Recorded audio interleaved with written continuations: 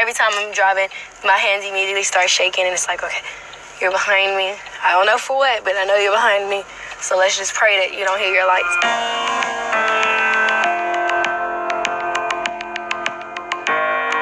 321, we have shots fired. We have one suspect down. Gripping his hand. We've all watched the horrifying footage of black men being killed by police while on the road. Oh my God, please don't tell me he's dead. And we've watched black women violently arrested for minor driving infractions. For a failure to signal, you doing all of this for Get over there. We've seen the public reaction to police killings, but for black Americans, the story doesn't end once these cameras are gone. We set out to hear firsthand from everyday people what it feels like to drive while black in America today. That journey took us to two high-profile locations, Falcon Heights, Minnesota, where Philando Castile was killed, and Prairie View, Texas, where Sandra Bland was arrested. So how would you explain to someone, if I were to ask you, what does it mean to drive while black? Driving scared. Every time you get in your vehicle, you're scared. Because if any cop gets behind you, if you ask any African American, our hearts instantly drop. It means to drive around in fear. It means to drive around and also hope. What's the hope?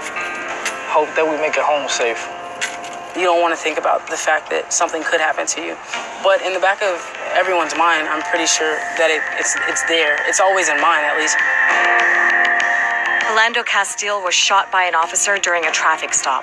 His girlfriend filmed his final moments as he lay bleeding to death next to her. Her 4-year-old daughter was in the back seat. Could you believe it when you saw it? The sad part is I could, It was just the extreme of saying, when is it going to stop? But it's the fact of knowing that it's happened so many times that we just now expect it. That was one of the toughest things for me because I have my daughter everywhere I go, and I can't imagine something happening to me. She's in the back seat. How traumatized were you seeing that video? It was another event that was real life-changing because that's something that now I feared for myself that before I never feared that. I didn't imagine being shot by the police with my daughter in the car, but now when I see police in my rear view and I'm about to be stopped, my heart races. That could have been me, or it still could be me. Sandra Bland was pulled over for failing to signal when changing lanes. After an argument and arrest, she was taken to county jail, where she was later found hanged in her cell. So we're coming up right there. That's the memorial. That's where she was pulled over. And you drive down this road every single day. How do you feel when you see this?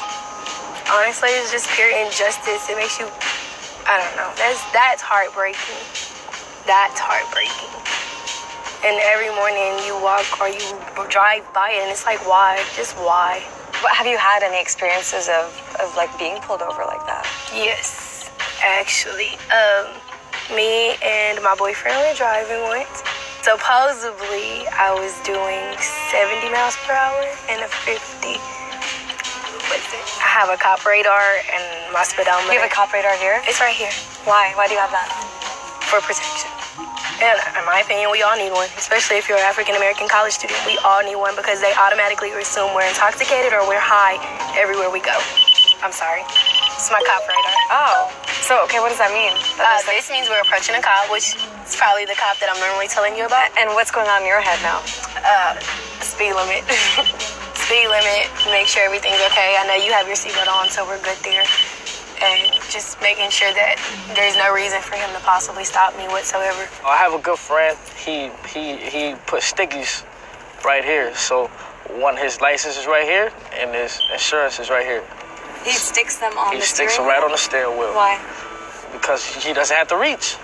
So now that eliminates the thought process and fear that the policeman might have.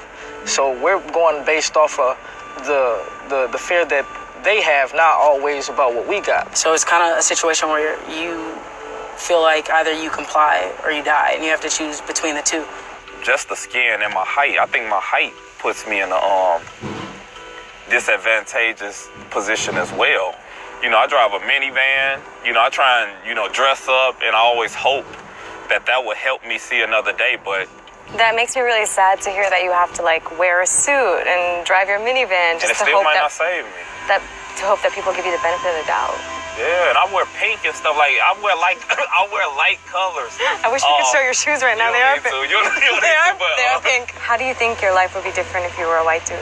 For driving purposes, I wouldn't worry every time I see a cop. Do you feel like you're an equal citizen under the law as an African American? Absolutely not. No. My mom worries to death every time. She's like, make sure you call me when you get home. Because she's not worried about me. Every time you're out? Yeah, every time I'm out. My mother, she calls me every day. And when the Sandra Bland thing happened, it's like she called me every hour on the hour. Just because I'm her baby. Whether I'm 20 or not, I'm still her baby. And she wants to make sure her baby is alive and is okay. And that is, it's sad. It's sad. It's sad waking up and wondering, will I make it to my college campus? So every time you get pulled over, you call your wife. Yeah. Why? Because at the end of the day, I don't want anybody telling. Like, I'm real big on, preserving whatever story is happening. And I know my wife will tell it right, and just her actually hearing what's happening. It seems like we need to ask the cops permission. Hey, as an African American, while we're driving on your streets, what do we need to do in order for you not to feel afraid? Because every time we get over, their justification was, I was afraid for my life. We're not that scary. We bleed the same way you bleed. We cry the same way you cry. Why does it have to be fight or flight for a simple traffic stop? Why do we have to live in, am I going to live or survive kind of state? And that kind of state of mind. Can you imagine that? I don't think most Americans can imagine that. I don't think most people get that. You know who does that? People in a war.